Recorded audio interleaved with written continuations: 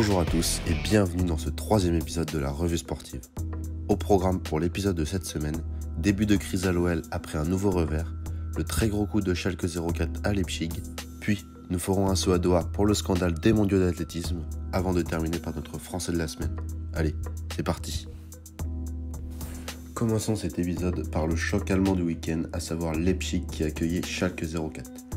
Le RBL accueille Schalke dans ce gros choc de la 6e journée de Bundesliga. Le RBL, invaincu, est irrésistible en ce début de saison et encore plus à domicile, dans sa Red Bull Arena. L'équipe de Schalke fait elle aussi un bon début de saison en se classant 5e avec 3 victoires, 1 nul et 1 défaite. Le début de match commence assez bien pour l'équipe à domicile, avec une grosse domination. Des actions de but, avant de buter sur Nöbel, le gardien de Schalke, grâce à une double parade sur Forsberg puis Sabitzer. On sent que les joueurs de Gelsenkirchen ont beaucoup de réussite et cela se confirme avec l'ouverture du score grâce à Salif Sané sur corner. 10 minutes plus tard, à la 38e, l'ancien Nantais Amin Harit subit une faute dans la surface. Il transformera lui-même son penalty pour marquer encore plus la stupeur des supporters du RBL. En deuxième mi-temps, le manque de réussite poursuit les attaquants de Leipzig. La finition pêche, ce qui est inhabituel chez les attaquants blancs et rouges, à l'inverse des joueurs de Schalke qui vont alourdir la marque grâce à Matondo. Emil Forsberg réduira la marque à la 90e suite à la boulette du gardien Nöbel qui laisse échapper le ballon de ses poings. Le score ne bougera plus. Qu'est-ce qu'il faut alors retenir de ce match ? Leipzig est battu pour la première fois de la saison dans ce beau match offensif. L'équipe perd à ce titre la première place du championnat au profit du Bayern qui avait remporté son match contre Paderborn un peu plus tôt dans la journée. La grosse performance de toute l'équipe de Schalke nous a fait forte impression, notamment le gardien Nöbel vu comme le futur grand gardien allemand, mais aussi l'attaque avec Amin Harit qui en est à 4 buts sur les 3 derniers matchs. L'attaque du RBL, à l'inverse, a eu un manque de réussite claire. Cette attaque à 4 avec Werner, Poulsen, Forsberg et Sabitzer est restée quasiment muette. Le manque de finition s'est fait ressentir dans ce match. Certes, cette équipe est belle à avoir joué, mais son jeu très offensif peut parfois poser problème si la défense n'y est pas, à l'image du 3e but où la défense est aux abonnés absents et la charnière Upamecano-Orban se trouve en 2 contre 4. Il va falloir absolument ajuster cette défense, surtout quand on voit le calendrier compliqué de cette équipe. Passons maintenant à notre bonne vieille Ligue 1. Les Nantais sont allés s'imposer 1-0 au Groupama Stadium. Les Lyonnais, eux, ont clairement dominé le match en termes de tirs, de possession, mais il a manqué ce petit détail qui a fait toute la différence. Les Lyonnais n'y sont plus depuis plus d'un mois et on a l'impression que Silvio n'a pas encore trouvé la solution à ce problème. A l'inverse, les Nantais, eux, peuvent remercier le grand espoir français Alban Lafont qui a gardé la cage nantaise d'une main de maître.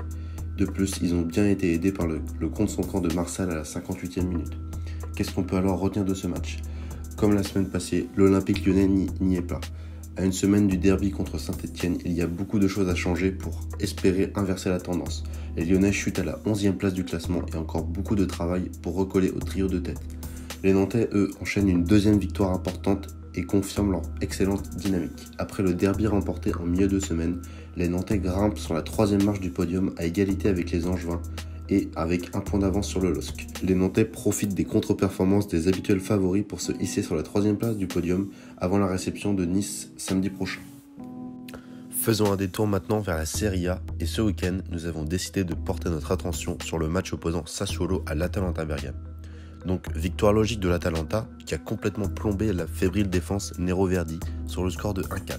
À l'image du premier but de la rencontre de Papou Gomez au terme d'un run solitaire qu'il conclut parfaitement du pied droit. L'Atalanta, donc, complète le podium et sera probablement encore l'outsider de cette nouvelle saison, après la 3e place historique obtenue dans la saison passée. De son côté, Sassuolo marque un but anecdotique à la 62e minute, mais ne s'est pas montré assez létal malgré ses 13 tirs tentés, dont 7 cadrés. Donc qu'est-ce qu'on peut retenir de ce match ?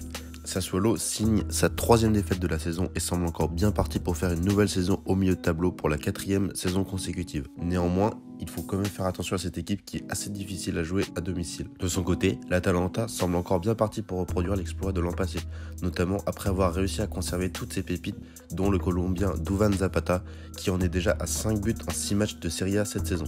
De plus, l'Atalanta sera encore une équipe à suivre et même à tenter si vous faites des paris sportifs. En effet, cette équipe est à la fois outsider en Serie A, mais également en Ligue des Champions. À titre d'exemple, l'Atalanta était coté samedi soir à 1,80 face à Sassuolo, avec un effectif comparable à la Roma ou à la Lazio, qui, eux, sont des clubs confirmés respectés de Serie A. Le gros choc du week-end en Liga était sans aucun doute le derby madrilène de ce samedi 28 septembre. Un match plaisant avec certes de bons joueurs sur le terrain qui nous ont offert un beau spectacle à l'image des belles frappes de Toni Kroos ou encore des quelques fulgurances de Joao Félix. Mais ce sont surtout les gardiens qui ont fait le job et notamment un grand Yann Oblak qui a permis aux Colchoneros de maintenir et de préserver le score à 0-0. Qu'est-ce qu'on peut alors retenir de ce match? Le classement se maintient, le Real reste premier et l'Atlético troisième. Une bonne opération pour le Real, un peu moins pour l'Atlético qui aurait pu profiter de la méforme de l'équipe de Zidane ces derniers temps. L'homme du match est sans aucun doute Yann Oblak, qui a sauvé par 2 fois les siens, grâce tout d'abord à une superbe parade sur la lourde frappe de Toni Kroos, mais surtout sur la tête de Karim Benzema à bout portant, où il se détend parfaitement pour détourner le ballon. De son côté, lui, hasard n'y est pas, il n'a toujours pas marqué cette saison, et cela devient franchement inquiétant. Il est en manque de réussite, en manque d'inspiration. À vrai dire, il est en manque de tout. De son côté, lui, Courtois réalise le 2e clean sheet de suite pour les Madrilènes. La défense retrouve des automatismes, ce qui est assez encourageant pour la suite, sachant la réception du club de Bruges mardi prochain en Ligue des Champions. Et enfin, terminons avec la dernière rencontre de la 7e journée de Premier League qui voyait s'affronter les 2 équipes un peu à la peine du Big Six anglais, à savoir Manchester United contre Arsenal. Sous une pluie battante, les 2 formations se quittent sur le score de 1 partout. Un match qui a mis du temps à se lancer avec une première mi-temps assez pauvre en occasion, si ce n'est la superbe frappe de l'Écossais McTominay qui vient assommer les Gunners juste avant la pause. La deuxième mi-temps tourne à l'avantage des visiteurs. À la 58e minute, le jeune attaquant anglais Bukayo Saka récupère la balle pour ensuite la servir idéalement au Gabonais Aubameyang pour recoller au score. Le score en restera là. Arsenal reste 4e avec 12 points tandis que Manchester United stagne à la 10e place avec 9 petits points. Qu'est-ce que l'on peut alors retenir de ce match? Tout d'abord, le retour de Paul Pogba depuis 2 matchs dans l'entrejeu mancunien a été payant. Son jeu plus rapide et ses passes précises pour orienter le jeu sont des motifs d'espoir pour cette équipe. Tout comme le jeune espoir Tuanzebe, aligné en tant que latéral droit qui a verrouillé son couloir d'une main de maître. Chez les Gunners, le trio du milieu Guendouzi, Torreira, Xhaka fut plus porté sur la défense que sur l'attaque. Torreira a d'ailleurs été préféré à Ceballos pour contenir Paul Pogba, mais cela s'est ressenti dans les phases de transition. Le trio offensif de devant était trop peu servi en bon ballon lors de la première mi-temps. Ce déséquilibre fut en partie corrigé en seconde mi-temps, mais ce fut trop peu pour espérer inverser la tendance. Enfin, d'un côté comme de l'autre, on a pu se rendre compte des travaux défensifs à accomplir pour ces 2 formations. D'un côté, on a une passivité défensive persistante qui règne au sein de l'effectif des Red Devils, à l'image de leur premier but encaissé.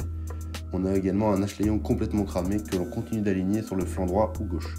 Et de l'autre, on a un cruel manque de vitesse lors des phases de contre, à l'image du but mancunien où la défense londonienne peine à se replacer pour contrer la frappe de McTominay.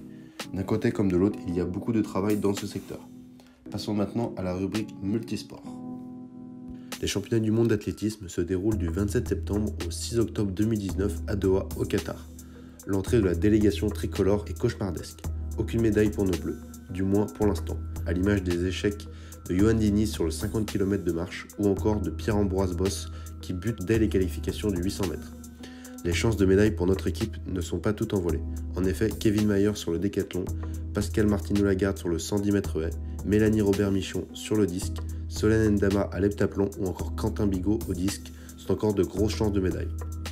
Dans ce mondial, ce qu'il faut retenir, c'est qu'il n'y a pas eu de véritables surprises, comme par exemple Fraser Price, la Jamaïcaine, au 100 mètres, grandissime favorite, ou encore Coleman l'Américain, lui aussi au 100 mètres, qui établit la 6e meilleure marque de l'histoire en 9 secondes 76. Mais la chose la plus importante et qui divise le monde de l'athlétisme sont les conditions climatiques. En effet, si les épreuves en stade sont elles bien gérées grâce à l'énorme climatisation, elles posent néanmoins quelques problèmes, surtout au vu des conditions climatiques et le réchauffement qui perdure, la question de pollution est vraiment remise en cause. Les épreuves en extérieur sont quant à elles des énormes fiascos.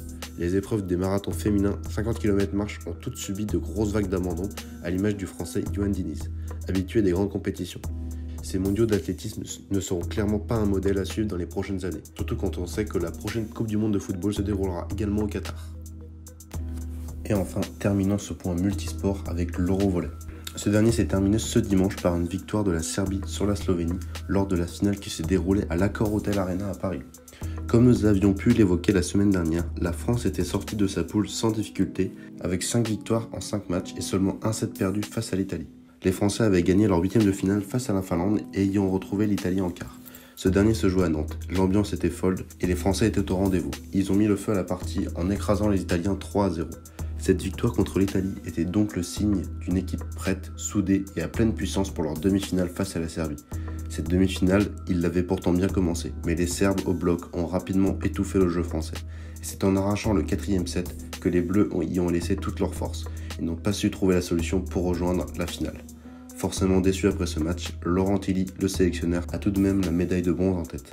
La petite finale opposa donc la France à la Pologne qui, elle, a perdu contre la Slovénie. Malheureusement, les Polonais avaient un jour de repos que les Français n'ont pas eu. Et malgré l'envie de décrocher la médaille de bronze à domicile, les Français ont couru après le score et laissent filer la médaille et la place au JO de Tokyo. Il faudra donc se ressaisir après ces défaites et revenir en force début janvier et pour essayer de récupérer une qualification olympique à Berlin du 5 au 10 janvier 2020. Passons maintenant à notre Français de la semaine. Cette semaine, nous avons décidé de mettre en avant le jeune attaquant français de 22 ans du Borussia Mönchengladbach en Allemagne. Fils de l'illustre défenseur français Lilian Thuram, j'ai nommé Marcus Thuram. Son transfert de Guingamp à Mönchengladbach cet été a fait peu de bruit sur la planète football. Mais c'est un beau coup du club allemand qui a tenté de remplacer les départs de Thorgan Hazard et de Michael Cuisance, partis respectivement au Borussia Dortmund et au Bayern Munich. L'attaquant espoir français évolue autour d'un autre français, Alassane Plea. C'est un duo très prolifique puisqu'en 8 rencontres officielles, le duo a inscrit 7 buts et délivré 3 passes décisives, dont 4 buts pour Marcus Thuram. C'est donc un joueur à surveiller en vue du futur de l'attaque de l'équipe de France, car on sait que la concurrence est rude, mais à lui maintenant de continuer à empiler les matchs et les buts pour pourquoi pas suivre la carrière de son père. Donc voilà, c'est la fin de ce 3e épisode de la revue sportive. J'espère que ce dernier vous aura plu. Si c'est le cas, n'hésitez pas à nous faire parvenir dans l'espace commentaire. Si vous avez raté le précédent épisode, pas de panique, le lien est disponible en description et il s'affiche également à votre écran. Quant à nous, on se retrouve mercredi prochain, même lieu, même heure pour encore plus de sport. C'était l'équipe de la revue sportive et sur ce, bonne fin de journée à tous.